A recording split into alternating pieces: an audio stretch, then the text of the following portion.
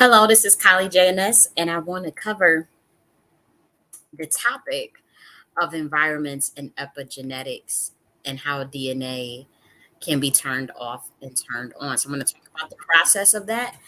And I also want to give some solutions for those who may be dealing with dormanted DNA due to environment. And so, when we talk about the process of epigenetics, let's first define what that is. And so, epigenetics is pretty much how your DNA can be affected by your behaviors and environment. And so epigenetics also contain aspect of memory from the DNA because it can be passed down. It is hereditary. And so when it comes to DNA in particular, in the context that we're talking about it, we're going to be talking about how environment in particular affects the DNA and which will actually just turn around and affect your behavior.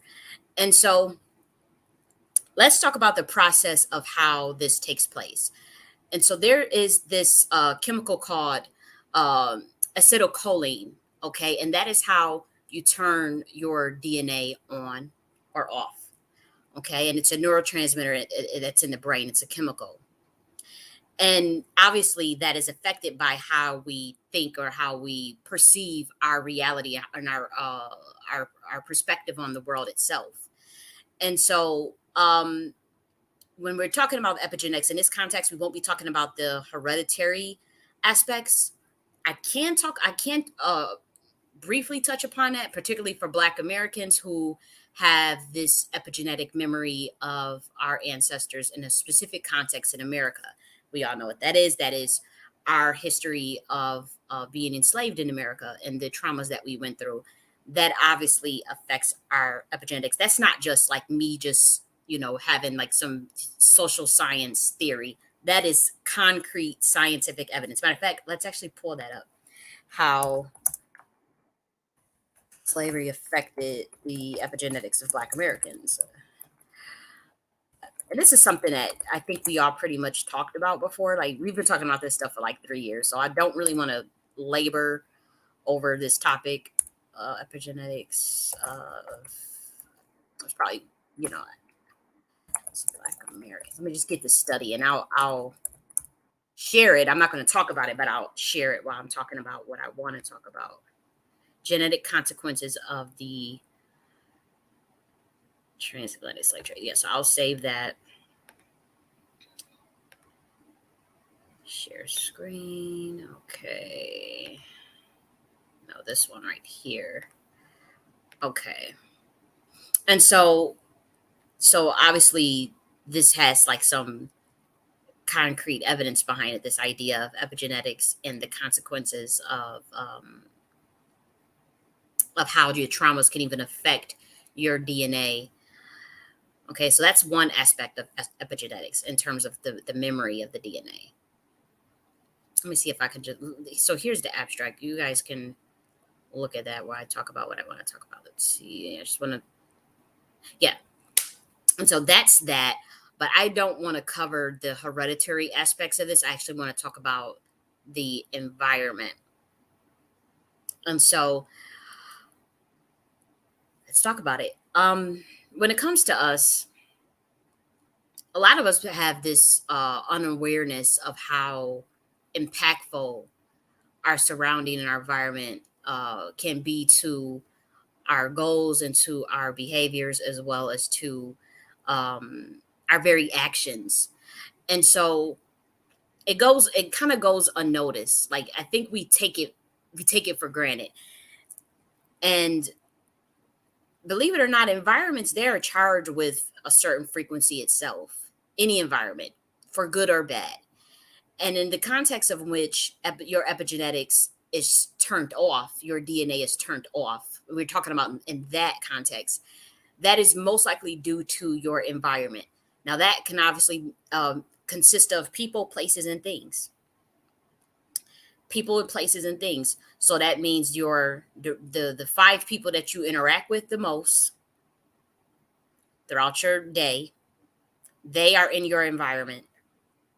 That can mean the actual the spatial location of where you are at. So whether you're in a city, the rural area, or suburb. That can also consist of the actual grid lines, the history of the land itself, what took place on where you're actually located, the history of that place. Say, for instance, if you're in the South, that could be, are you located on a plantation? Are you located where there was the Civil War, where the Civil War was fought? Are you located where a hospital was located that got tore down, or where people got murdered? All those things that they're charged with a certain frequency. This is something that you guys pretty much know already. And so, on top of the spatial location affecting your environment, on top of the people, the five people you interact with the most, the things. So you got people, places, and things. So what are the things that are around? What kind of stuff is all hanging on the walls, or where did you get the furniture, or who gave the furniture, whose is it? Sometimes we stay in places that's already furnished. Sometimes we stay in an apartment complex. Some of us are staying in whole project buildings. Like in New York City, they got 2,000 people to one building, 1,500 people to one building in New York City. I've stayed in New York City for 2 years. I know what I'm talking about. It'll be 1,000 people to one building with one or two elevators, mind you. Okay, that's frequency. That's an environment of people, places, and things. Now, whether or not that affects you negatively or positively is based upon your perspective and approach to it. Okay. But when you're surrounded by a certain environment, it's going to affect your epigenetics. It is going to either turn it on or turn it off. It is either going to hinder your potentiality or give way to your infinite potentiality. And so that's something that we have to understand.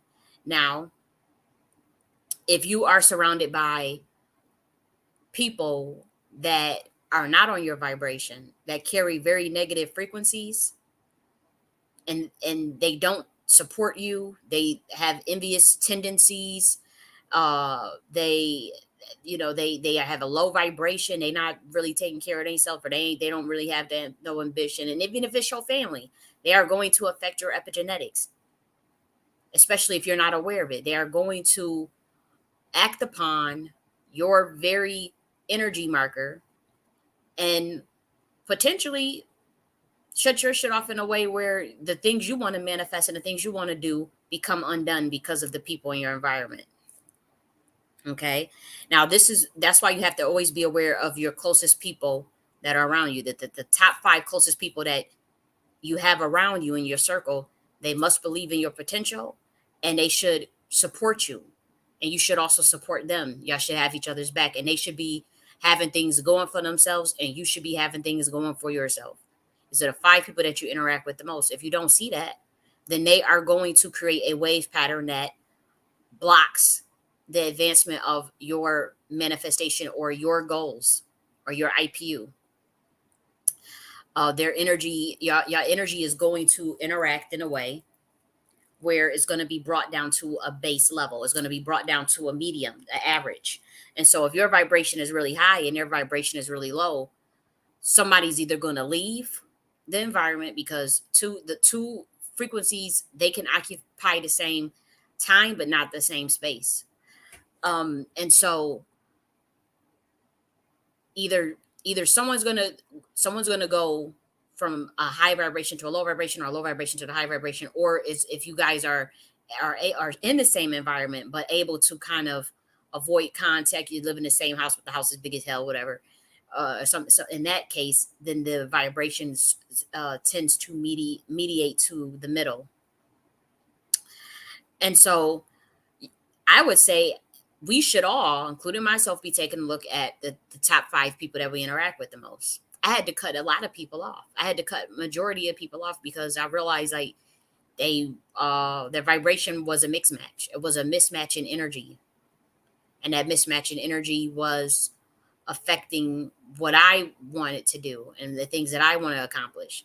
And so, you have to let people go in waves. People come and go in phases. And like they say, a wolf in sheep's clothing will always show you their true colors whenever you assert a boundary. So whenever you assert a boundary, or whenever you come into the realization or the revelation of something that they done, and you call it out or you decide to remove yourself from it, they will always show their true colors. And so most of the time people end up revealing who they are to you. And so the top 5 people that surround you, if they don't have things going on like you got going on, or they not on the same wavelength, or have the same interests, a similar interests, then they are going to affect your environment. They're going to suppress your DNA activation, because this is all based on energy. And so you're talking to someone or you're interacting with someone who say that maybe they drink every day, or maybe they smoke every day, or maybe they just depressed, maybe they just real depressed. And a person that don't do any of those things, and you're trying to get to another level, and then here they come, and they'll see that, like, either they're going to try to drain it like an energy vampire, or whenever you try to activate your DNA, you're going to upset their demons, and they are going to sabotage you. If the worst case scenario, they'll literally come after you in ways that you would have never imagined, like set you up for death, leave you for dead type thing. Hopefully it never gets that extreme with anybody, but it can. But it certainly can. And so look at your top 5 people that you interact with daily, and if they're not pushing you, and if they're not uh, showing up in a way that propels and activates your DNA, then you got to get them out of your environment. Now, let's say your top 5 people that you interact with is your kids. Believe it or not, kids generally, unless they have bad seed, unless they're in a bad environment, they generally have very high vibrations. And if you're teaching them right, out of the mouths and babes and suckling, I'm telling you, kids will shake up your world with some good gems and wisdom. They really will. If you respect them, and they feel free to express themselves, you ain't abusing them or nothing, and you ain't, they're free to express themselves, ask questions, be curious, read. They into the arts, they into, kids like to play with toys and stuff. They'll give you some very fascinating, amazing ideas. Some of I tell you guys, I helped raise a kid in my family when I was younger, and a lot of things that I've learned, spiritually, was from a kid. A 3, 4, 5, 6 year old will show you love, will show you what it means to have very much compassion. Like one of the kids that I helped raise, he had a lot of compassion for animals, a lot of compassion. Not a compassion just in general, just a very compassionate soul, a very sensitive soul, and that taught me a lot. So just say you just one of them women that got a bunch of kids, or you a brother that got just a bunch of kids running around. That doesn't mean that they're going to affect your environment negatively. It can actually help raise your vibration. Kids generally have high vibrations. It's a feedback loop, because they're going to take their guidance, obviously, from the parent. And so if you are surrounded, say, by kids, that doesn't really count, but I'm talking about like your immediate network. That could be parents, friends, co-workers, that type of thing. The 5 people that you interact with in that context, if they come with a very low frequency, if they have a loser energy, then they are going to affect your IPU, and they are going to affect your epigenetics. Okay. And what they'll try to do is they will crush your dreams. You'll tell them an idea, and they'll tell you can't do it. They'll express concern, and then they'll immediately, that affects your epigenetics. They'll suppress the flow of your energy, the flow of your possibility. Okay. They'll express doubt. They'll project insecurity. They'll project envy. They'll pull you down, and they'll say you're not being realistic. You're not being pragmatic. How can you do that? And they'll keep you from your infinite potentiality by trying to bring you back to reality, when in fact it's actually their reality. It's their environment that they're trying to bring you back to. They're trying to get you from not being thinking so lofty to not exploring your inner depths of your mind, your subconscious mind, your reality, your creativity, your ingenuity. This is what they're trying to do. So do not listen to anybody that tries to crush your dreams. Get them out of your environment, because that is how they're going to shut down your DNA, your epigenetics. Okay. And another thing that you have to watch out in your environment is, when it comes to people, places, and things, is, does it induce fear? Fear is a very, very low vibration. If you are around an environment that is going to induce fear of any kind and on any level, particularly if it comes to a person, you want to get them out the environment as well, because that's going to turn off your gene expression, the full gene of expression of your ancestors. Okay, your righteous ancestors, not the ancestors that did some fucked up shit, like, not them type of ancestors, but your righteous ancestors, the full potentiality of your righteous ancestors, whether that be from the galactic level or from the earth-based level. Okay, your power, the most powerful ancestors of you want to express themselves through your DNA. We are our ancestors. You're sitting right now and you have your grandmother's face on you, your grand uncle, your uncle's face, your was it grandpa's face on you. Okay, that's an expression of the DNA. It's an expression of epigenetics, the memory. And so all of the gifts get passed on to you, and it has to be expressed. It has to be turned on. It has to be activated.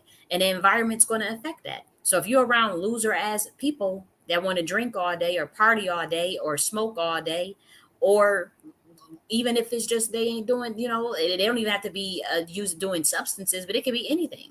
And I've been there. We all, and so I'm not judging, but I'm saying, if you're around that type of energy, it's going to affect you. It will suppress the infinite potentiality of your gene expression.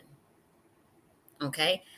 Another aspect of the environment. So that deals with the people. So now let's talk about the actual environment itself.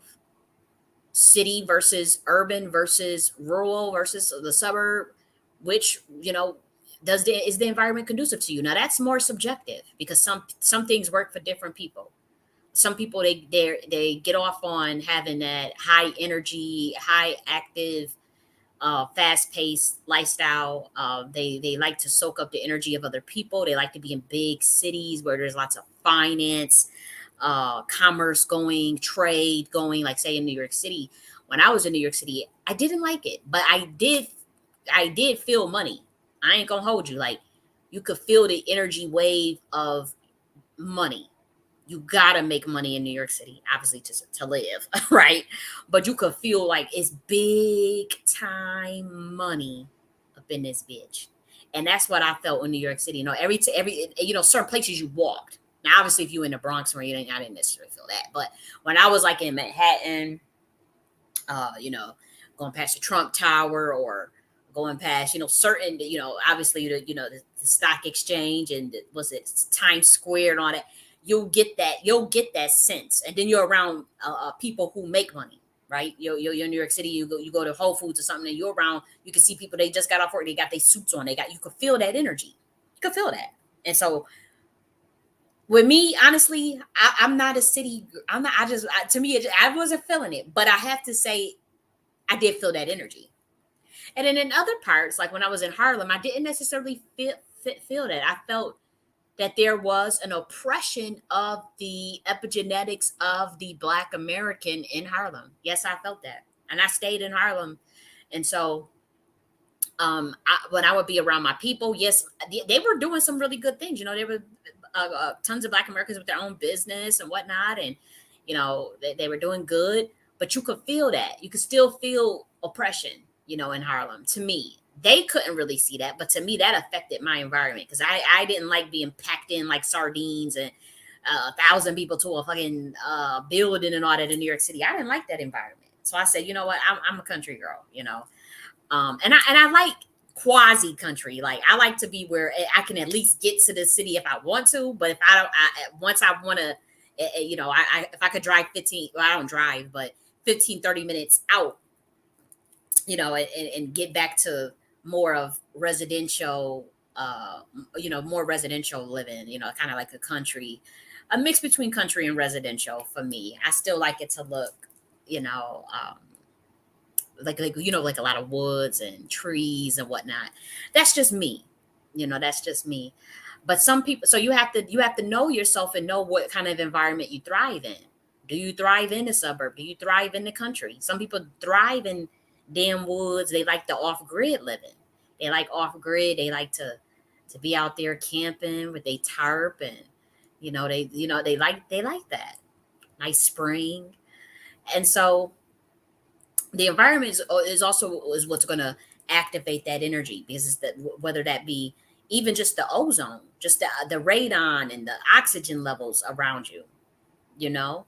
And I checked that when I had moved from New York City to back to Georgia. I was checking like certain areas where for the radon, for the oxygen clarity, like which areas had good oxygen. Like obviously in the city of Atlanta, the oxygen levels are not the best. I mean, the air quality. I mean, the air quality didn't have the best ratings. Say College Park had high radon, even though they were really affordable to me. I was like, I can't move out there because of the radon levels. Uh, I was looking at like carbon levels and different types of things in the air quality, and then I found a place where I thought the air quality was decent. And so all those things matter. Those things matter. And sometimes you challenge yourself. If you can't get into the environment that you want, you make do with what you have, and you use your mind power, and you use your heck, and use your brain power to overcome the environment that you're in. And you constantly visualize, you constantly reprogram your subconscious mind with affirmation and with visualization, to where you propel yourself to the environment you want to get in. Say, like, for instance, you stayed in the projects, and I'm not judging, because I have stayed in the projects before when I was younger, and particularly when I was in undergrad. Had a family member that was like they had like some type of, there was a program where they didn't have they only had to pay like $100 in rent. And so in undergrad, to me, I was happy to give them $50 a month in rent. Would you turn down $50 a month in rent for rent? $50 a month for rent. That's what they was charging me when I was in undergrad. If I think it was my sophomore year, I can't remember. But I gladly took that. So we were like in a and it was to me that it was considered projects, but I think like the average person probably would have been like, it was that's a part where it was decent, whatever, because it wasn't one of them like New York City type of project buildings. It was one of them the other homes. So I'm not judging, but I'm saying in that context, when I was in that environment, I used to feel different types of very crazy energy. I'm not gonna hold you. Like I didn't, because the people, their mindset was all janky and stuff, and so it really did affect me to a degree. But I used to always just tell myself, let me, you know, I used to look at, I used to type in on the YouTube like certain environments that I did want to be in. I used to constantly look at that every day. Then I used to do like subliminal programming for like a certain neighborhood and stuff like that, and that helped me. That, I ain't gonna hold you. That shit really worked. It helps. It propels you to a different environment. It really did. And so, you know, if you are in a situation where staying with your cousin, staying with your aunt or something, and you trying to get out their house or whatever, constantly feed yourself those affirmations. Uh, Feed yourself that visualization. Whatever it is that you really want to get to. I would say day in and day out, before like fantasize about that. Like when we talk about visualization, that's just to me like high level fantasizing. Just daydreaming kind of, and you don't want to daydream too much where you leave your body or anything, but daydream about the actual environment and the place you want to get to, and it will happen. Or you could just pull up on YouTube, type in certain, like, if you know how you could look up. They have a bunch of real estate agents on that showcase houses on YouTube. And so you type in the neighborhood that you actually want to live in, and you'll see a bunch of real estate agents pop up showing you the houses and showing you the neighborhood and stuff. And you just watch those videos. No lie. No lie. And it will work. It will work. Even if you have to still rent, you may not be able to buy a whole home, but sure, just rent it. You know, and so the actual physical environment will, if it's not right, and if you don't know how to do the safeguard steps to protect against your vibration from it affecting your vibration, it will turn off the genes. Okay, and so that's how that does that. So you don't want to view your current environment, regardless of where you're at, as in terms of a negative approach, or as a constant struggle, or uh oh, this is stressful, oh, 'cause that's going to dim the light of your genes potential. That's going to turn off your epigenetics. Okay, and just as like we were talking about how the 5 people you hang around with, and then the environment, just the stress of being around loser ass energy or low frequencies, that can reduce your personal genetic expression, in spite of the great potential that you could be born with. A lot of you are born with so much great infinite potential, right? Infinite gifts, all types of gifts that the creator God has given us. But then you're around your crackhead uncle, or you're around loser ass people that want to dim you, that's sucking off your energy, projecting. Like it's you will have whole parents literally project all their curses onto you, and they'll know that you're a gifted child, and they'll know that you're more gifted than them, and then they'll stifle that shit. They'll make you feel dumb. They'll call some parents will call their kids dumb. They'll call, well, maybe you've been called dumb. They'll do things to turn off that DNA, to turn off the gene expression. That's how you turn off somebody's epigenetics. That's how you program somebody's epigenetics. That's how you fragment their mind, their subconscious mind. Okay. And so the environment matters. If you have toxic ass people around you, a toxic environment, the toxic people thing, that's the easiest to deal with, believe it or not. Even if you living with somebody in the most toxic, don't interact with them. Or in your head, use your heck use your brain power every time they say certain things, or say certain things. Always reverse it inside of your head. Always reverse what they said in your head, especially if like, because some people, they'll say, oh, they'll like, you'll be around your friend or your family member that were like, oh, I'm broke. They'll say, oh, we ain't got no money, we ain't got enough food. You reverse that in your head. You every time they say we ain't got enough to get you reverse that. Don't let them put that on you. Don't let them put that broke energy on you, or don't let them put that shit on you. You just reverse it. Or if they tell you, your dad did this, you ain't, you did this, but they say, your dad did this, or how they'll tell you all these bad things that your dad did or that your mother did. You reverse all that. Every time you hear somebody trying to project something onto you that don't feel right in your spirit, or even a hint of making you feel bad about yourself, even if it's a hint, they want to pick on your weight, pick on your skin color, pick on your hair texture, pick on whatever it is. If it's a hint, you reverse that stuff. You reverse it back onto them. You boomerang it back to them, and then you reverse it also by practicing your own brain power. If people want to pick on you for how you look or whatever, you say, no, I am beautiful. I am genius. I am special. I am God's favorite. I am a child of God. Whatever it is, you know what it is. If someone's picking on you for, they try to pick on people's hair texture and stuff, and their skin color, and soon as you boomerang that negative energy back to them, like return the sender, and then you tell yourself, I am so beautiful, I am amazing, I am genius, and you keep doing that over and over, and then you do it right in your head. You ain't got to do it out loud. But then you don't interact with them people if they in your household, because I do know, I have seen toxic ass family members dog each other out right in front, like pick on each other's weight, pick on each other's all types of stuff right in the same household. So if you're in a household like that, you definitely want to be reversing and reprogramming your own mind all the time, and then using your visualization, and then using your subliminal programming mechanisms, whether that be looking at the YouTubes, listening to some affirmations, and then you'll get yourself out of those toxic environments naturally. It will make it harder, but you will do it, and actually you'll be stronger because you don't went through the ringer in a low level environment and had to get yourself out of a low level environment to a higher environment that suits you.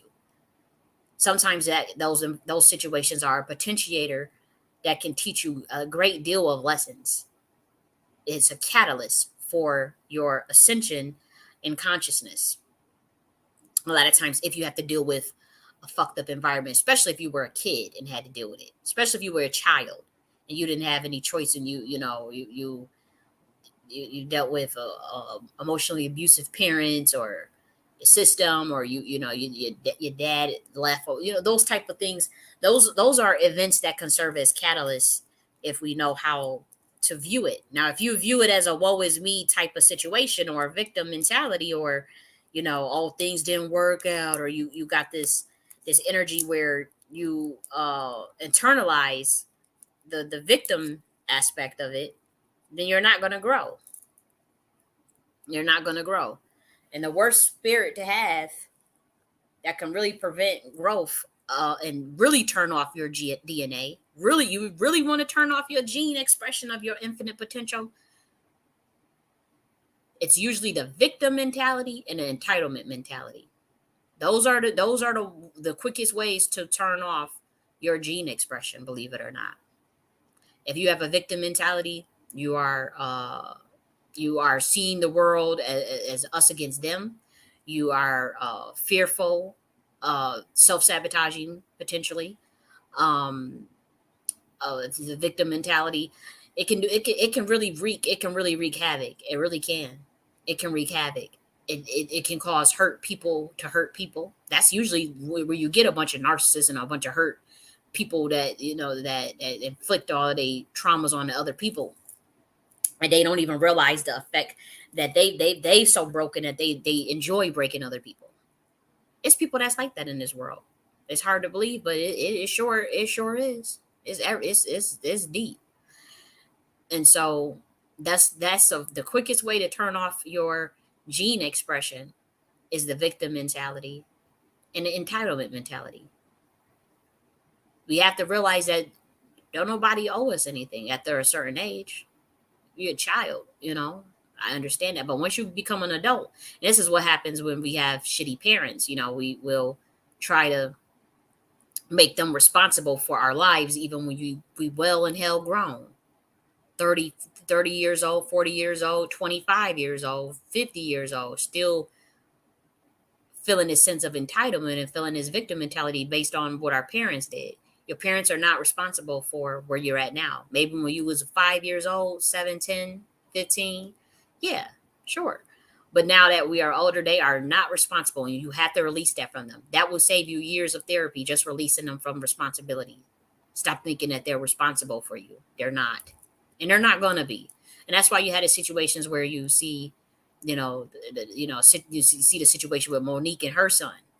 He 33. He's still in this pain with what his mom did. She's not responsible for him anymore, and he kind of knows that. The public is the one that's trying to take her to task over what happened, but he's at peace with it. He knows shit. He a grown man, and he realized he got to take responsibility for his life now. But she's not responsible for him anymore. My parents are not responsible for me anymore, not at all.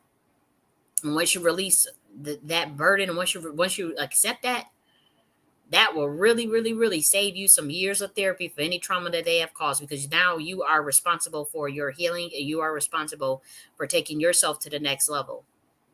And only you can do that. And there's tools around. You don't have to do it by yourself necessarily, but there are a plethora of tools to help your ass. Plethora of free books, plethora of they got the used to be Scrib D, but now they have it's called Everand now.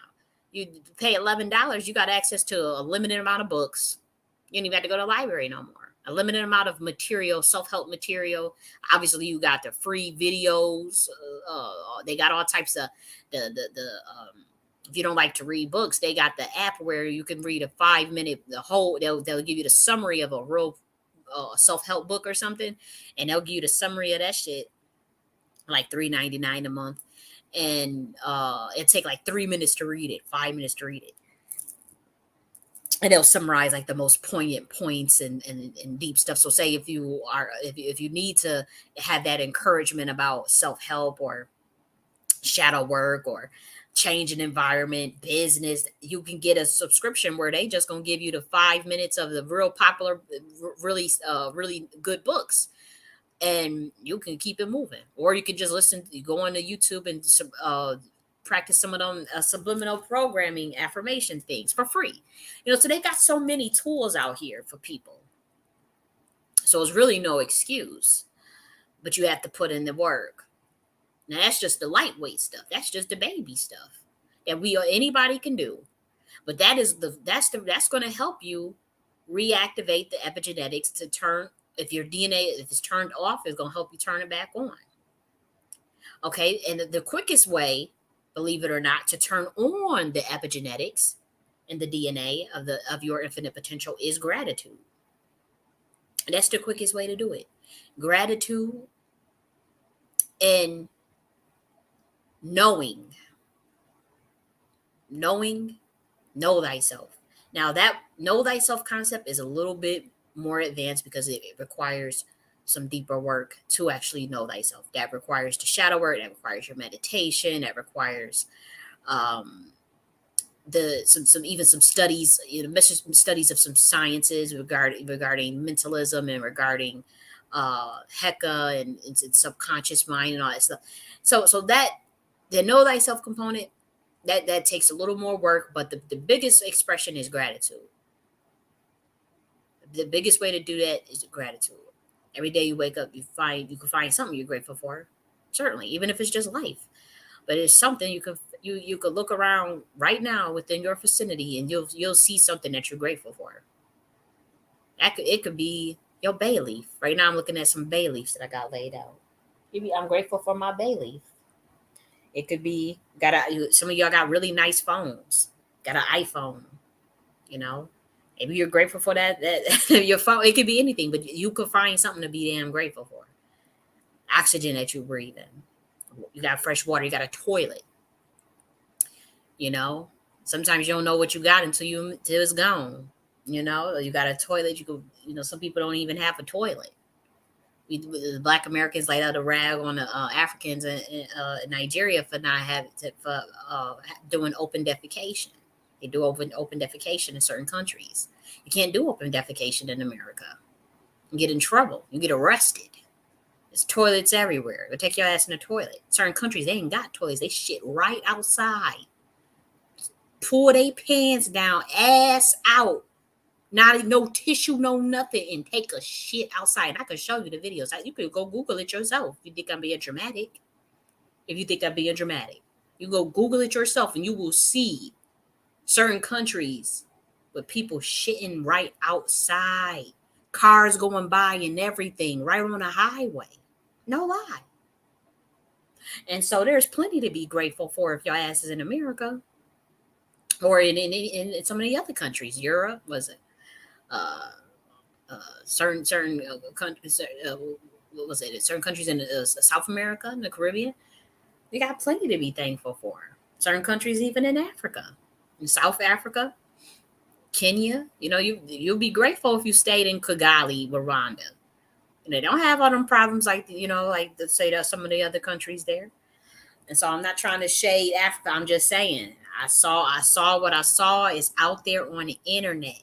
Taking whole ass shits right outside with the whole villagers walking and everything. And they do it some places in China too. I saw some videos of them doing it in China. I said, Lord have mercy.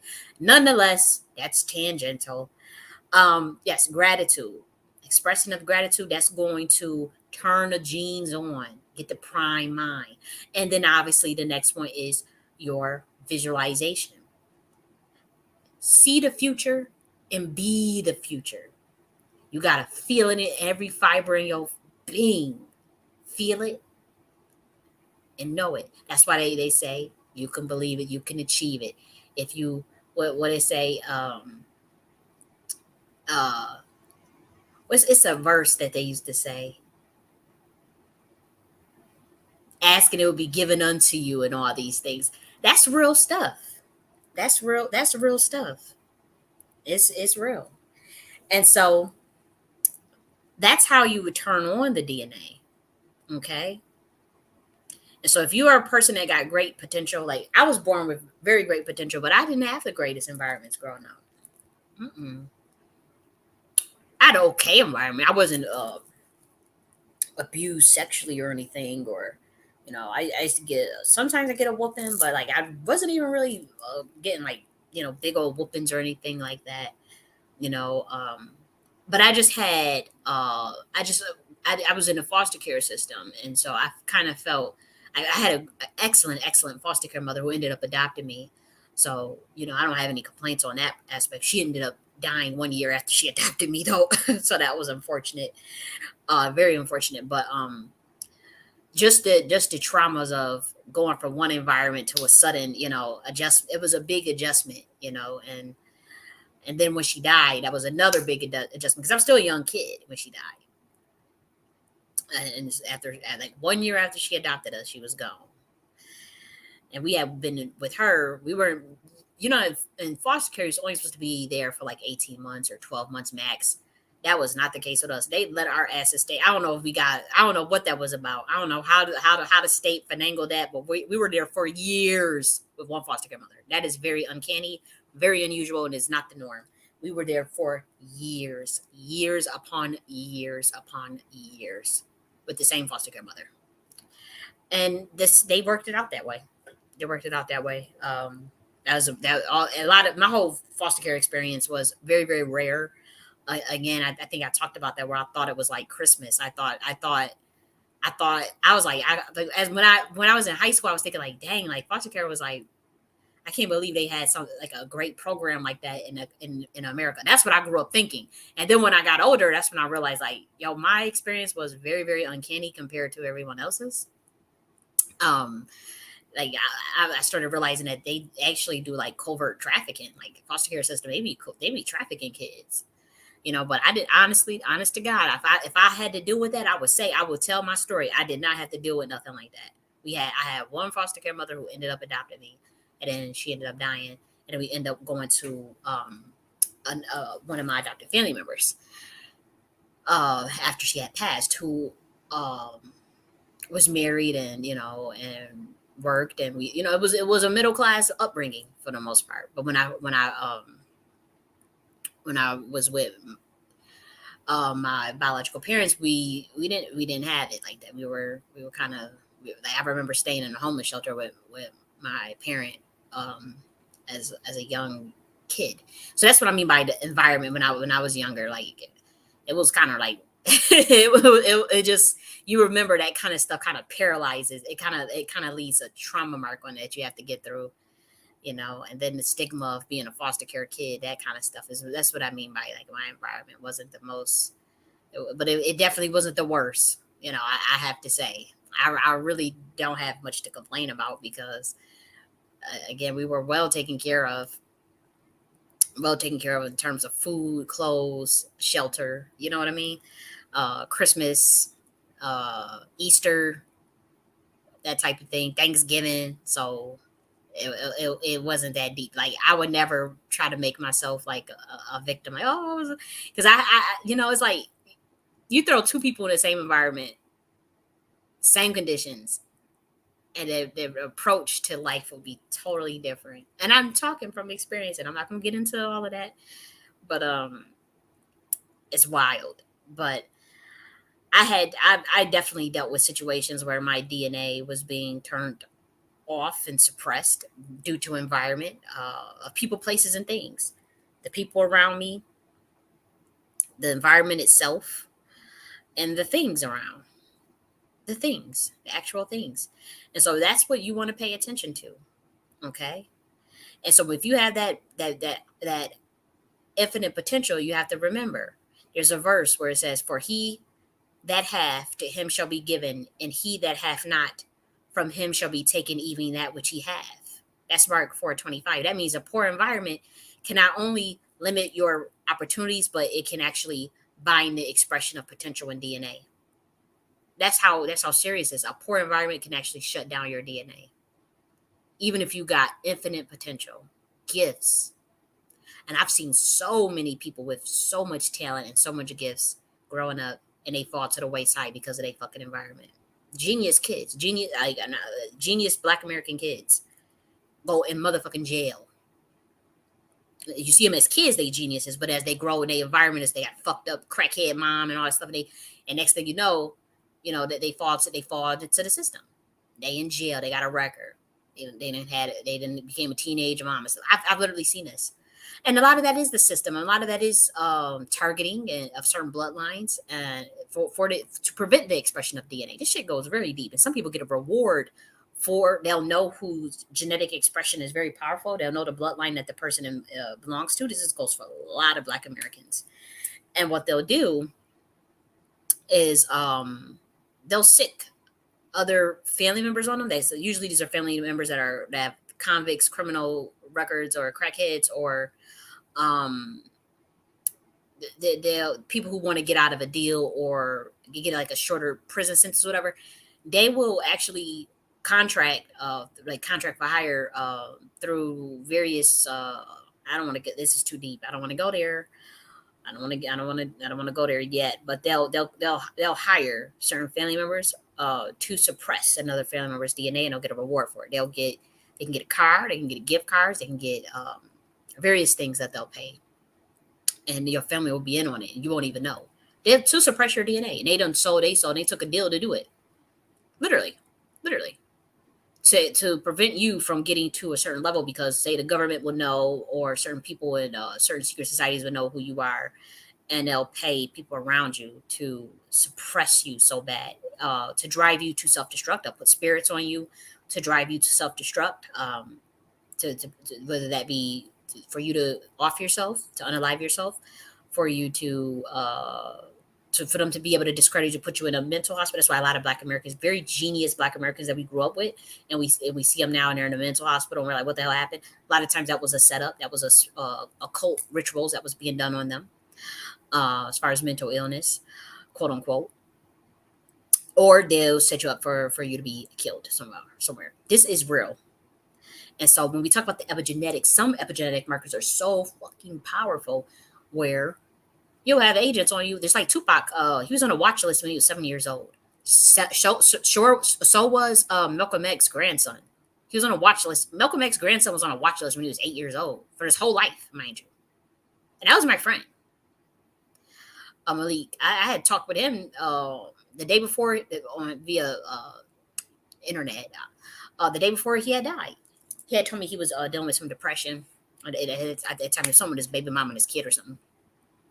But I had reached out to him because I remember I can look at him. I heard him talk within 30 seconds. I said, I found someone of my ilk. Genius. To me, it's hard to find genius minds. And so I knew. And even when they was monitoring him when he was 8, if you look at his file, it was saying how genius the kid was. It was like, he's remarkably brilliant, for an 8-year-old, and so there's some file, there's paperwork on him. But they had been watching him. That's why he got set up in Mexico, and they did murder that man.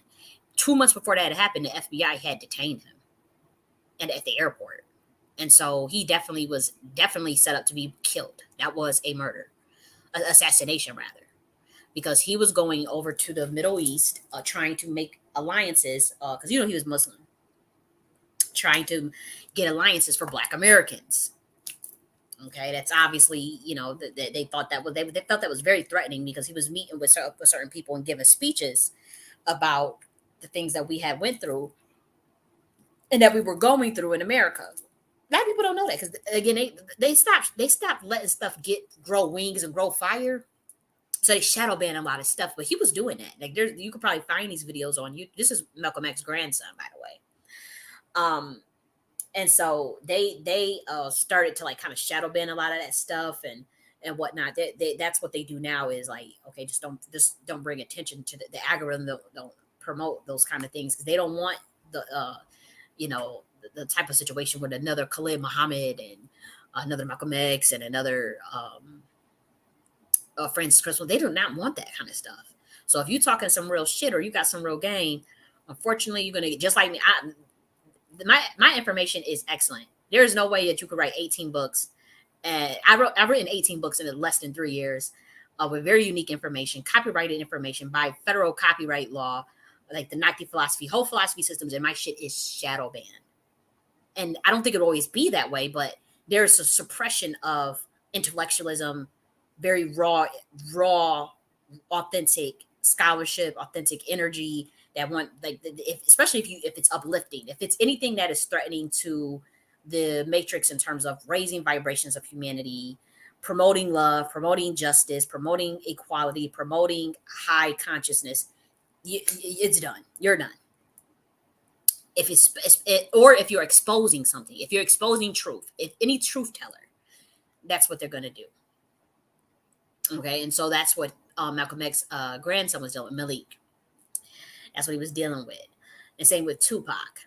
And so what I'm saying is, a lot of Black Americans, we'll see our uncles, or we'll see certain people with like all this potential, or a favorite uncle, and the next thing you know, they a crackhead, or they really did that generation dirty with the 80s, and with the crack era.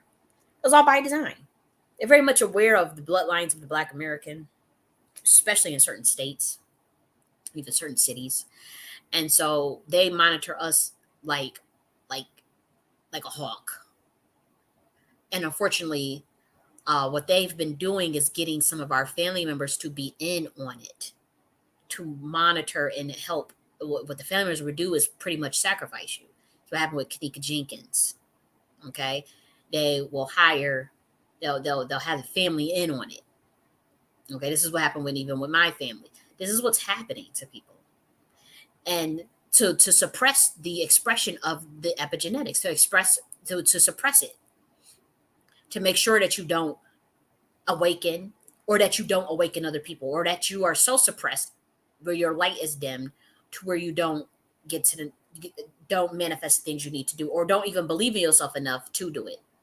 And so that's what happened with a lot of people. And I've seen a lot of people fall to the wayside. I'm from the hood in Buffalo. Wasn't always easy. Eventually, yes, I did have middle class upbringing from age 9 through age 18. Did have middle class upbringing. And then from age 5 to age 9 to age 8, it was more like working class, bougetto. We were, because that was when I was with my adopted mom, who was my foster mother. We were kind of, I don't know, like that. Maybe we were kind of working middle class, I would say, like in between. We had two cars, we had 2 vans, we lived on 54 Norway. That was a 7-bedroom house, right? It was a 7-bedroom house, 3 floors, 2 bathrooms. So it wasn't like we was just, but we was ghetto. I ain't gonna hold you. We was bougie. What's it? Bougie and ghetto. We was bougetto. I ain't even gonna hold you. And it was cool though. It was a cool upbringing. It was different.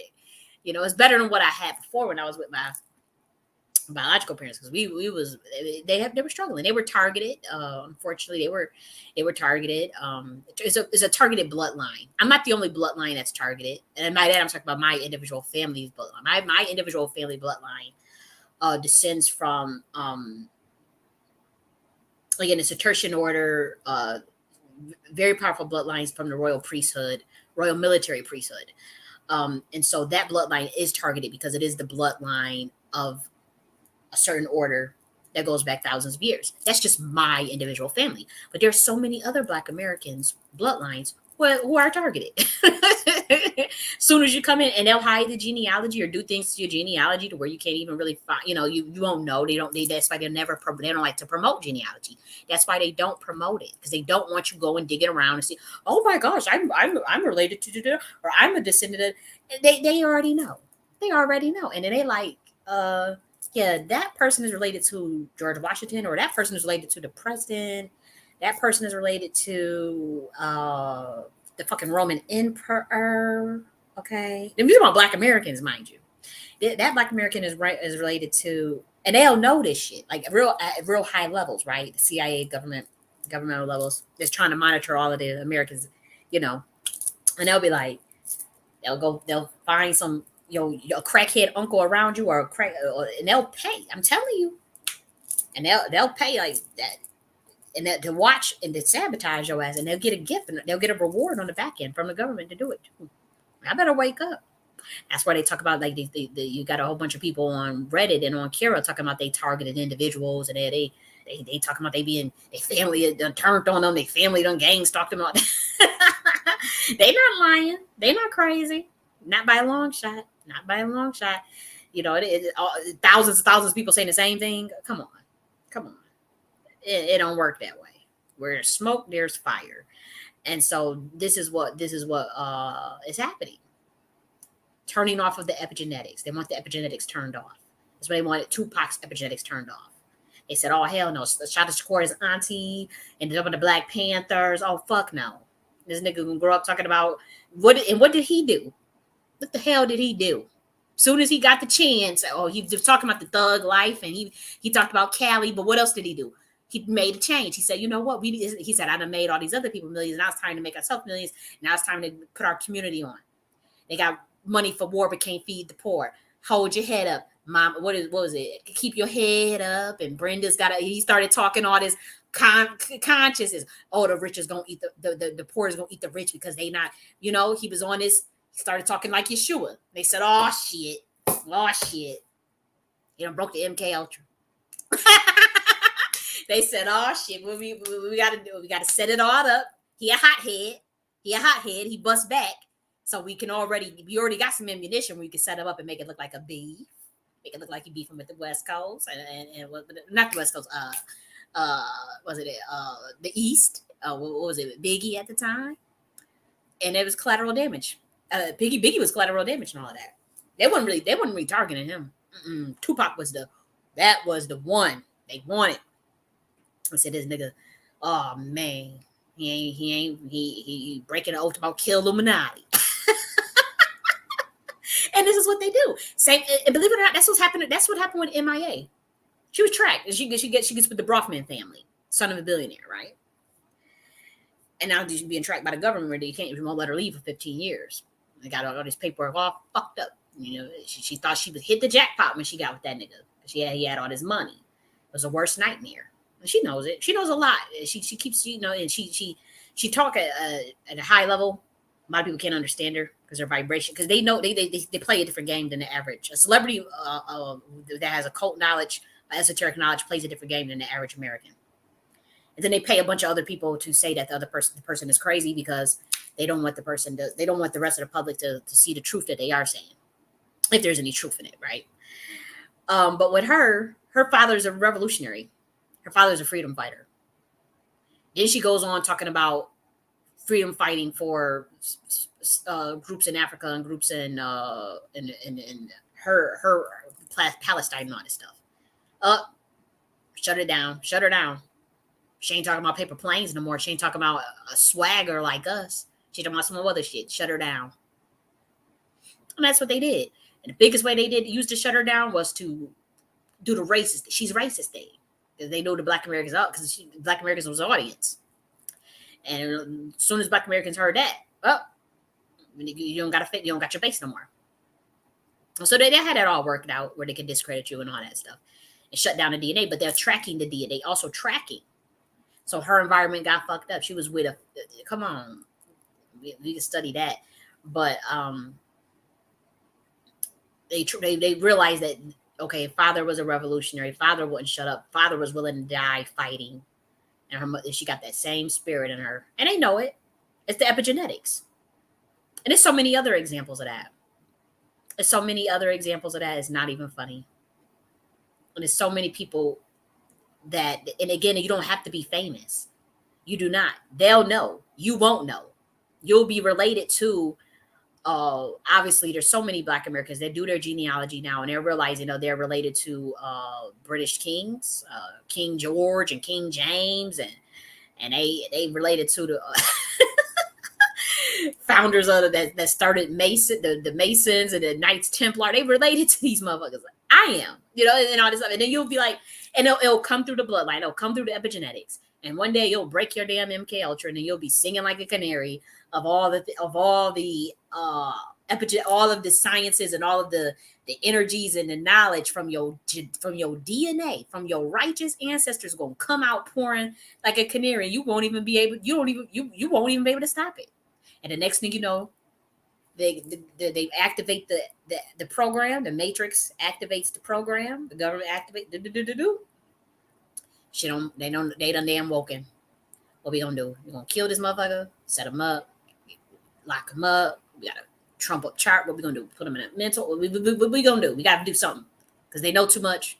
And they don't woke up, and the DNA is activated. The DNA. So be careful when you do activate the DNA. Ground yourself. Don't have your crown chakra all open and you all.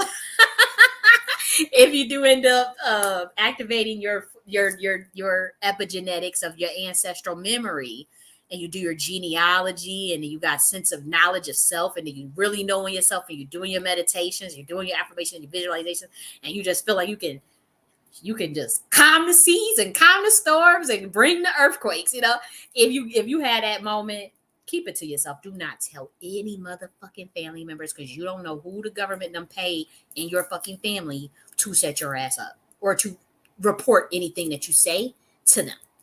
And this is usually private for hire contracts. This could be certain government agencies. You won't know. I'm telling you, I'm speaking from experience. This is what I dealt with. And you'll be telling them your best secrets, your every fantasy, your every goal, your everything, and they'll go right back to the government. You realize why you can't get shit done. Like everything you do is crushed. Like everything is like, because and you won't even. It's your environment. It's the It's the person that you're interacting with the most. That's shutting down your DNA. That's shutting down your epigenetics and your environment. So you have to pay attention. Some things you better keep in your motherfucking head, even from your parents, even from your quote unquote best friend of 20, 15 years. Is motherfucker that you tell them your goal. Yeah, I would like to really help. Da da da. With me, I was always talking about the reparation stuff and school and education. I always wanted to do education for my community and for Americans, and political aspirations that from a grassroots level, that type of. And you going and telling your best friend and your family member, and next thing everything you're doing is just getting shut down. And you're like, what the fuck going on? What the hell? And that's the motherfucker that's paid off by that done sold you out, man. And sold you out to the government. Sure did. I'm speaking from experience. So you be careful about the motherfuckers in your environment. Pay attention to the 5 people you talk with the most. Look at your phone. Who is it? Do they got goals? You can't be around a motherfucker that want to be you. You can't be around a motherfucker that's jealous of you. Or y'all in the same field. As I'm telling you, they will undo you. They will undo you, and you'll be thinking like you'll really be loving that person. You won't have no type of malice in your heart. You won't even see it coming. Because you'll be thinking like, well, you're on the same level. I respect you, respect me. Even if they on a different vibration, even if you go in places and they not going places, but because it's your family, or because it's your friend you don't for 15, you feel that you feel that nostalgia. Fuck that nostalgia. I'm gonna tell you now. You want to know another way to activate your mother? Let me stop cussing so much. You want to know another way to activate your epigenetics real quickly? Let go of attachment. Practice stoicism. Google what stoicism is and practice that shit. And in fact, I'm going to share this screen now so you can at least see what epigenetics is. Don't be attached to people, places, or things or processes. Don't be attached. Flow like water. I'm not attached to nothing. I'm not, and and I be noticing, like people. It's like people be looking to see if they can get a rise, or, and they see, and I just my mind be. I won't say I don't give a fuck, because I'm not a sociopath. I'm not a psychopath. I am very emotional, and I have a lot of compassion for my fellow man. I don't want to hurt nobody. I ain't out to take from nobody. I don't feel that type of thing. I just be in my own little ass world. Like I in my own little world, I'm a legend in my mind. I'm like, but that's just me. And everybody should feel that way about their motherfucking self. Everybody should feel that way about themselves. You're a legend in your mind. Can't nobody, but you obviously know about accountability, and you're not delusional. You have to be. It's this fine line between being confident and being just straight delusional. And then sometimes you need that infinite views of love and wellness about yourself to push you to, like, sometimes they like to clown people for thinking real big about themselves, and you delusional or whatever. This is a wicked ass world that like to downplay and placate people's talents and gifts and play people. So sometimes you do need to say you are the best, or you are a genius, or you are amazing. They like to play Kanye West because he was saying he was a genius and all this stuff. What the fuck is wrong with saying that you but will believe in that? What's wrong with believing that? I don't understand. And a lot of people, the thing is, maybe you don't say it out loud. Maybe that's what it is. Because I know Michael Jackson know damn well he was good at what he did. You can't tell me that Beyonce didn't know that they're good at that she's good at what she does, or Michael Jordan didn't know that he was the best at what he does.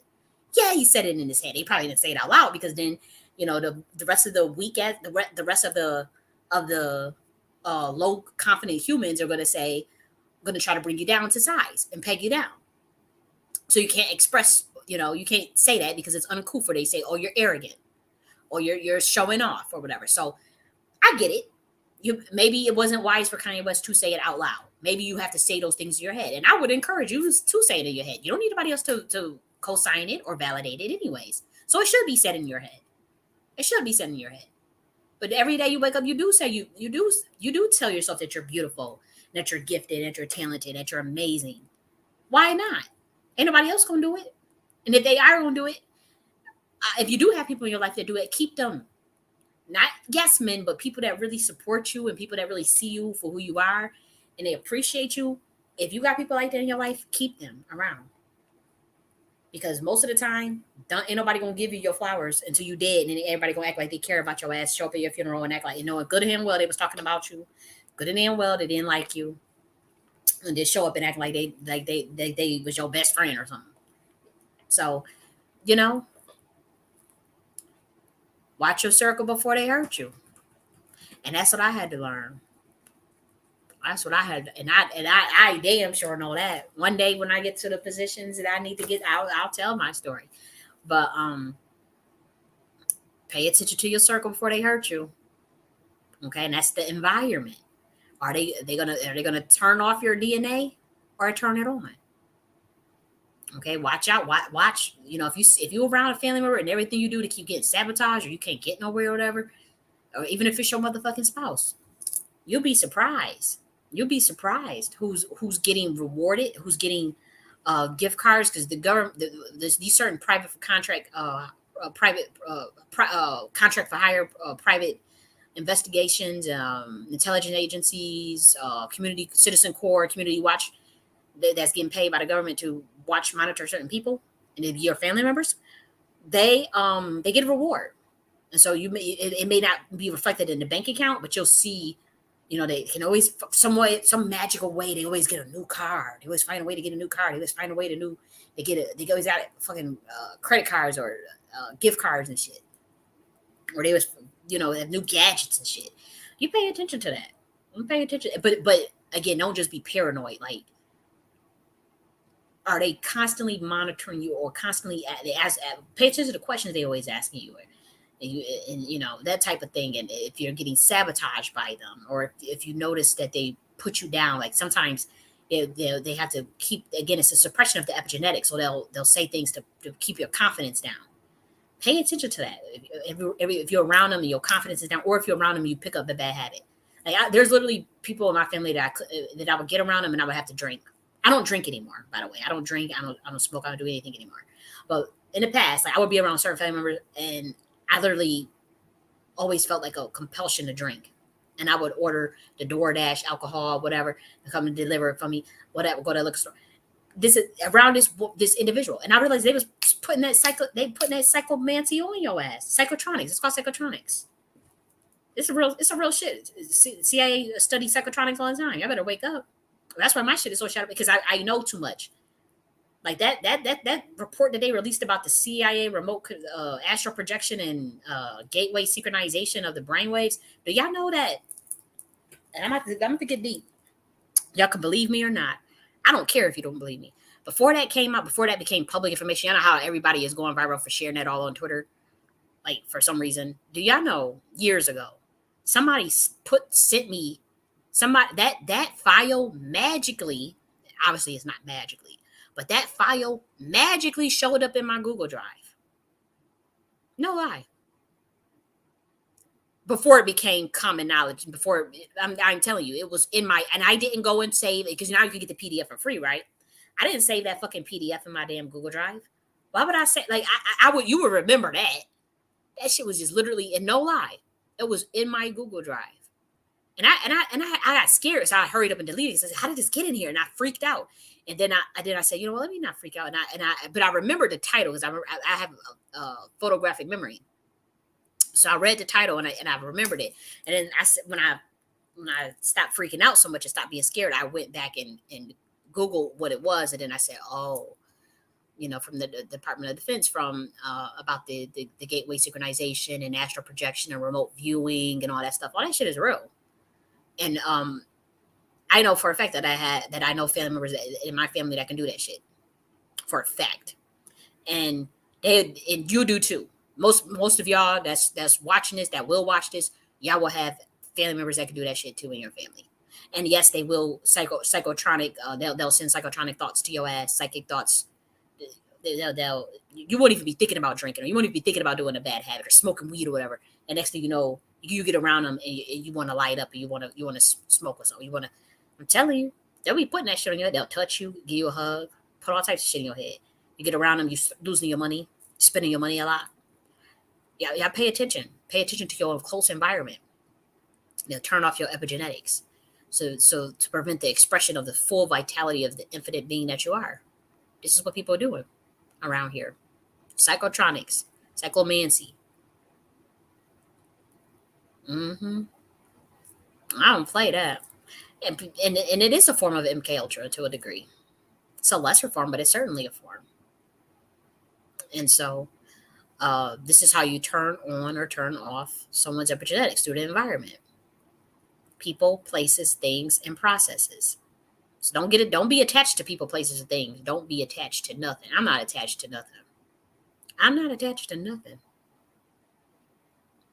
I'm really not. And people like I was actually talking with someone today because I do independent contract work uh, for a company, and we was having issues with software, technical. We was having severe technical issues, and I'm not gonna hold you. I had no attachment to that. And she kept saying, "You must be the most calmest person in the world." And she said, this was her exact words: "You must be the most calmest person in the universe." She said, "I cannot believe." She said, and she said, she's like, "If I did you," she said, "If I did your job, I would have to do a Xanax." She literally kept saying these different kinds, because I could tell she was actually trying to get a rise, because I could tell she's kind of energy feeder, just trying to look for a way to kind of, because she was kind of being nice, but at some point she was rude and whatnot. And I don't like, nothing had phased me. I mean, we were on the phone for over an hour working through this thing and talking with different support teams. And when I say I was zooted and booted, no drugs, no nothing. I was just zooted and booted. I was just like, you would have thought I smoked a spliff. I had my peppermint going, listening to to my 532, 528 in the background, and zooted and booted. I had no care in the world. I was just so none, and I was really helping. I was really doing my job. Don't get me wrong. I did the best I could do. And but she kept saying, she was like, "You must be the calmest person in the universe." She said, "If I was you, I would blow a gasket. I would be live. I would have all type." And I really wanted to explain to her, like, I'm not attached to nothing. I don't have these conceptions, that these feelings that you guys want me to have. I used to, sure, sure, but now, out of sight, out of mind, mind over matter. I like even if it is in my motherfucking sight, is out of mind. That's where I'm at with it. Even if it's in your sight, keep it out of your mind. Okay, that's when we talk about the Nakhti philosophy. That's the shit that's in your sight. You keep it out of mind. It would say out of sight, out of mind. No, Nakhti philosophy teaches you, when it's in your sight, keep it out of your motherfucking mind. If it's not serving you, straight up, that's what the Nakhti philosophy teaches you, and that's what I apply. I be zooted and booted. You should see the stuff people be doing to me. I get targeted, harassed all the time. I get severe targeted harassment just based off of who I am and my bloodline and the work that I produce. This is what happened with authors and scholars who are not rigged. They're that renegade. They're not controlled. They're not controlled opposition. They don't take an oath, and so I'm a free ass renegade out here, producing all types of stuff about military science. Go figure. Yes, I am targeted, and when I don't mean that in the sense of like where I'm just manifesting all. Oh my gosh, it's the end of the world. No, I'm a god. So, and I am a part of God had, and as far as the creator God. And so I don't let nothing phase me. I'm like, this lady, she was just like, I would blow a gasket. I'm thinking in my head, like, for what? Over this? Shit. I don't get it. I don't get it. And people, they try to do all time. And those who know, those who are in the know, they try to do all types of things to get our rights. Everything's about a psychology and on this planet, because the universe is mental. So when you have to, in this world, in this matrix, here's a secret for those who want to know some things. This world is when they talk about the universe being mental and then everything being frequency, pay attention to that. They're not, people that say that is not so far-fetched. They are not crazy. This is real shit. Okay, this is ancient wisdom that's thousands of years old, that can be found in every religion. He's saying it for a reason. As a man thinketh, so is he. The world is Maya. The world is an illusion. We live in a dream state. All these things that every religion talks about. Atman is Brahman. Brahman is Atman. All these things. This is real stuff. And so when we talk about the universe is mental, everything is a frequency. Pay attention to that. Knowing that, know that the whole matrix grid system, satanic system, is based on psychology of getting reaction out of you. If you are a chosen one, or if you are an enlightened or high vibration, whatever, if you are a righteous being, regardless of whatever religion you follow, because this is where the Christians, they always say, oh, only the Christians get persecuted. No, this is those who are focusing on love and not fear, righteousness, justice, peace, enlightenment, their own self-awareness. Once you start focusing on that, that's when the algorithm starts to see that, this hypertext algorithm of this matrix. This is not the universe. You are the universe. The matrix is not the universe, okay?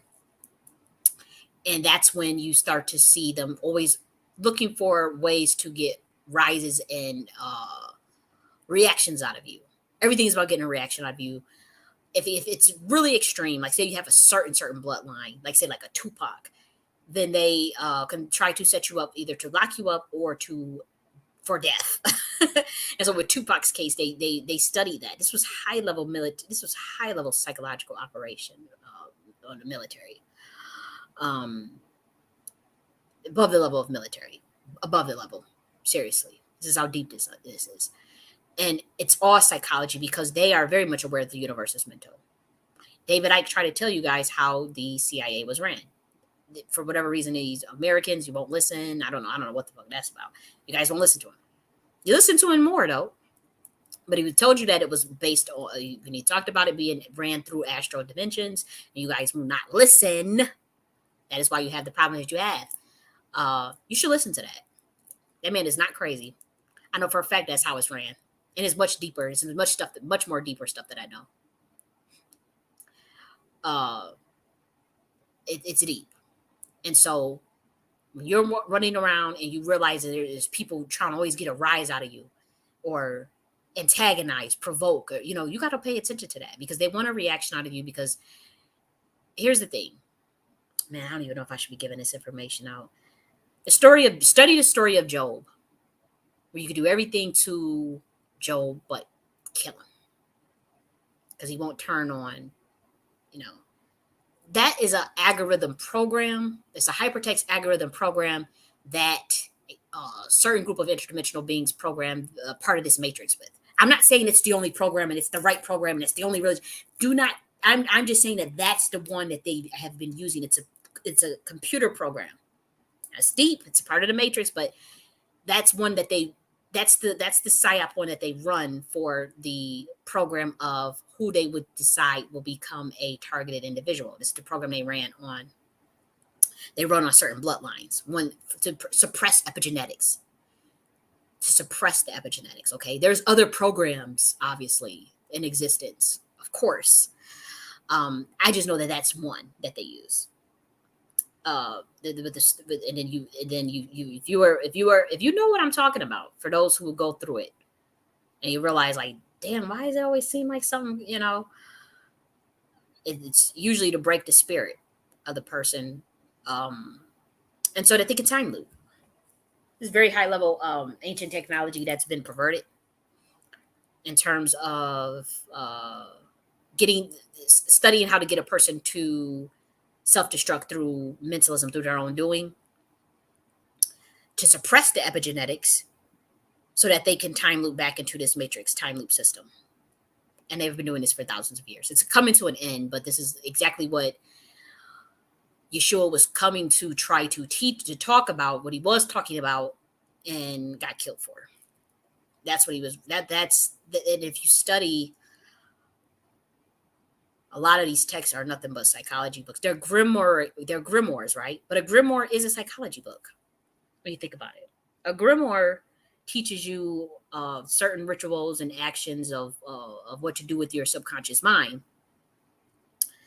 of how to program your subconscious mind to change, to influence the environment, to influence the element uh, of your environment to get the outcome that you want. That's mind science, essentially. Even if you have to do a physical ritual, and the highest level, you don't have to do a ritual, right? You just use your mind, you use just mental science. But in the event that you have to actually use the herbs or whatever, put uncrossing oil or van oil, whatever, it is still uh, a physical action meant to reprogram the subconscious. It's still mental science in a sense, because you're trying to program the mental, you're trying to reprogram the subconscious mind to enact a certain through your action and through the physical ritual to bring about a certain element, a certain change in your environment through the reprogramming of the epigenetics. So every religious text and every grimoire is a psychology book. The universe is mental. That's why people like to come at some of us, and I'm not a religious person at all. Not by a long shot. But I'm very spiritual. But you'll see, some of us that are renegade or that are renegade spiritualists. We're not in no order or anything. We do our own thing. I've created my own spiritual system, right? But we still, we know that book. We know that Bible, or we know that Tripitaka, or we know the Dhammapada, or we know the Bhagavad Gita, we know that Rig Veda. Like, I know that Bible. We'll break down them verses because I know that it's a psychology book, a grimoire psychology book.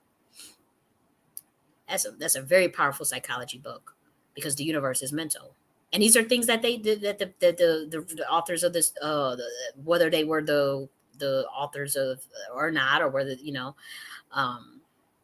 things that get translated, mistranslated, things that get added in, taken out. I'm not arguing all of that. Things that get used for political purposes to brainwash people, to enslave a person. I'm not taking away from all of that. I'm not saying that it hasn't been done to do that, and that it hasn't been done to do that, right? But what I'm saying is, beyond the sociopolitical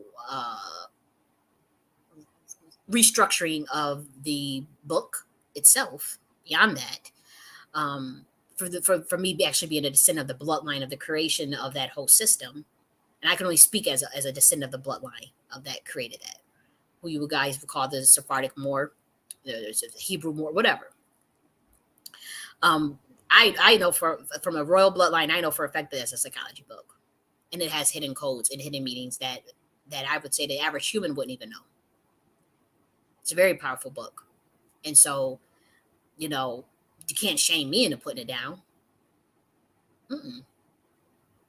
You can't shame me into putting the Rig Veda down. I can look at this stuff because it comes from a very specific bloodline, very specific group of you would call extraterrestrials. We call them interdimensional beings. From a dimension that is not obviously Earth based, that they would send their descendants down and to create IPUs, their royal bloodline to create IPUs. This manifests in the form of religion. I'm not pushing religion. I'm just saying this is what it was thousands of years ago. Obviously, we're in a different age now, right? We're not in that age, but that's what it was. And so I'm not here to push any belief on anyone. But what I will say is, from my perspective, and understanding how this universe works, sacred geometry, sacred math, Heka, resonance, consciousness, the universe being mental, yes, most of your grimoires, most of your religious texts are grimoires, and most of your grimoires would be by default psychology books. They're all programming the subconscious mind to influence the environment. To whether you, some people just call it magic or whatever, or prayer, or God. Like that's what we're dealing with, and it's cool. There's no judgment either way. I just see it for what it is.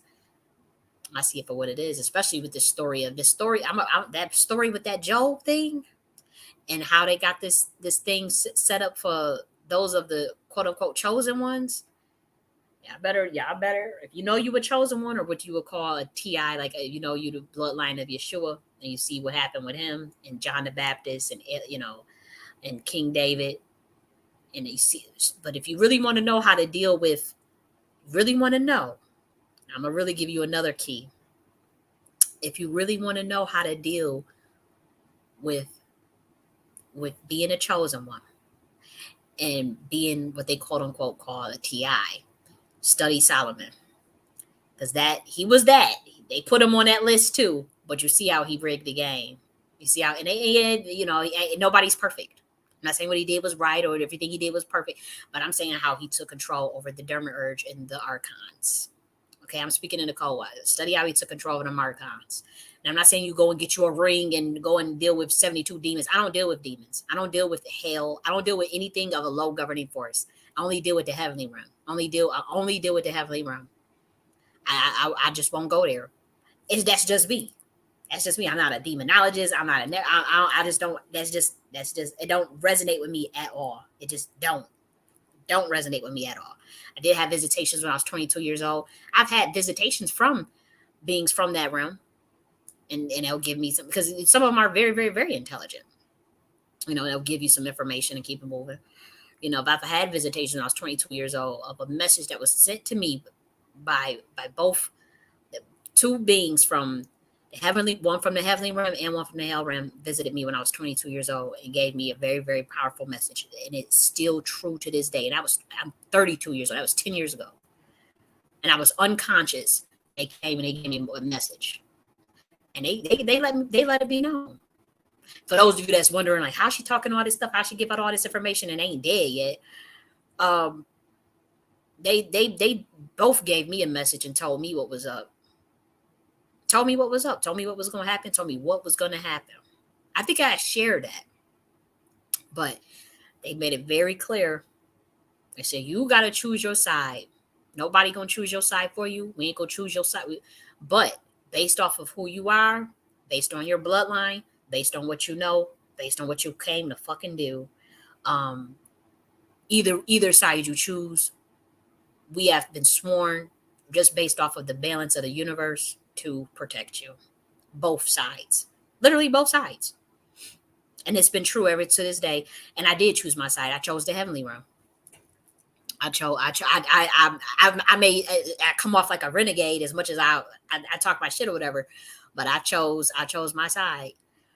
I chose my side. And I'm not the only, people have prophesied over my life since I was a kid. And I've always been a child of the Most High, right?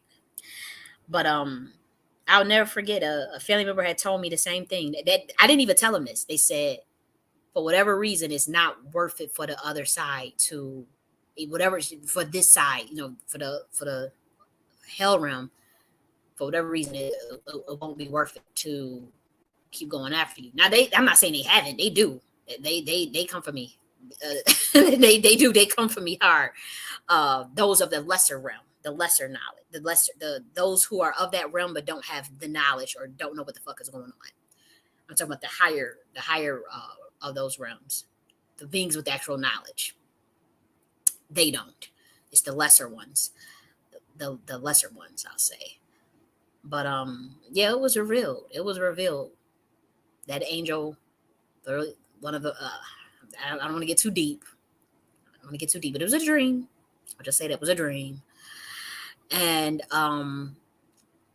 they said, whatever side you choose, we have to protect you based off of what you came here to do, or what the knowledge you came to release. That doesn't mean everybody gonna follow me. Nobody with knowledge. I'll probably be dead and gone 500 years from now before anybody even realize what the hell uh, is going on. But I was told that. I was told it has to happen to balance out this universe. But it's too much imbalance, and for both sides was like, this whatever she came here to release and tell these humans, we gotta let it happen. We gotta let it happen. It's not even worth it. Even whatever side she choose. And then I decided to choose heaven. I decided to choose the higher forms of the collective consciousness, the higher forms of God. As far as not selling my soul, in terms of, I decided to choose the God within. I decided to choose love, peace, enlightenment, and self-awareness. That's the side that I decided to choose. Truth, justice, commitment to the higher orders of the universe. I didn't decide to choose materialism and lust and desires and satanic realm. I didn't decide to choose that. That wasn't my thing. Even though I have to say that I had spent some time in that realm.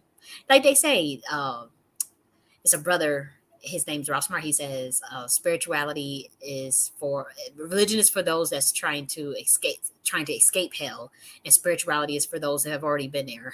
I've already been there. I've already been through the ringer. I've been through the ringer, and so and all psychologically, you know. And so I've come through that, and I value self awareness. I value enlightenment. I feel like that's the greatest gift I could ever have. I'm telling you, you should see the stuff that and people try to get a rise out of me, boy. And how do we get her to react? How do we get her to self destruct? How do we get her day in and day out, day in? And I just don't let nothing bother. It can't nothing get to me. You better get it. Shit. Try to project something onto me, it's boomeranging back to your ass. I don't bother nobody.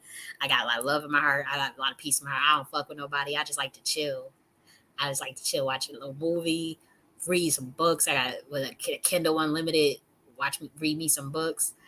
Uh, Learn some shit. I'm always learning something. I'm a chill ass person. I don't mean no harm to nobody. I don't want to take from nobody. I'm not jealous of nobody.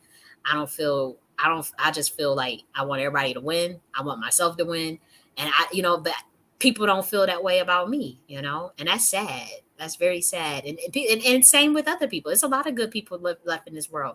And we run around, loosey goosey, all naive and thinking it's about love and peace and joy. And you got a whole behemoth of demons around you trying to literally kill your ass or just take your gifts off of you, take your soul. And you up here just thinking that and a lot of times that's God's protection, as far as not seeing the world for what it is, for not knowing the depth of the matrix algorithm, and the way this subprime reality is set up on prime reality, the Maya illusion, hell matrix system. Sometimes we're chosen ones are blocked from seeing the totality of that. That's a very until we're old enough, until we get mature enough to where we won't have a mental breakdown. We won't break from knowing the truth. So we'll go through the world all loosey goosey, love, peace, joy, and you can't see the snakes around you. You just oblivious as a motherfucker. You just worry. I'm telling you, that was me. Oblivious as a motherfucker. And until it's time for your ass to see it. And then when God reveals it to you, you're like, whoa.